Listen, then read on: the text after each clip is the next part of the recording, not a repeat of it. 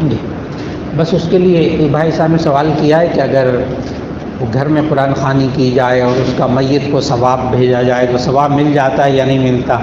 تو اس کے لیے گزارش یہ ہے کہ یہ جو ناراض نہیں ہونا کسی نے، یہ جو بچوں کو بلا کر قرآن مجید پڑھواتے ہیں نا گھر میں، مدرسے سے بچوں کو بلوا کر، ان کا ثواب تو انشاءاللہ نہیں پہنچے گا، ان کا ثواب تو نہیں پہنچے گا، اس لیے کہ وہ بچوں کو بلاتے ہیں، ٹھیک، اور بچوں کے پاس بیٹھ کر کھانا نہیں کھاتے، گھر والے ان بچوں کے پاس بیٹھ کر کھانا نہیں کھاتے، ان قرآن پڑھنے والوں کو ذلیل سمجھتے ہیں.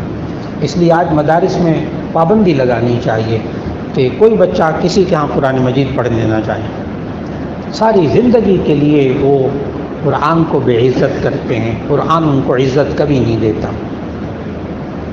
اس لیے گھر کے افراد جمع ہو کر قرآن مجید پڑھیں اور ثواب پہنچائیں، انشاءاللہ ثواب مل جائے گا. آپ خود تھوڑا تھوڑا کر کر پہنچا دیں. اور اگر گھر میں سارے لوگ جمع ہو گئے، رشتہ داروں کو جمع کر لیا، قرآن مجید پڑھا، بعد میں کھانا بھی کھا لیا، جائز ہے.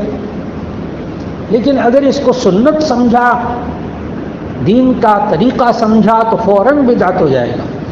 ابھی بدعت نہیں ہوگا، لیکن جب دین سمجھا تو بدعت ہو جائے گا. اس لیے ثواب پہنچانا جائز.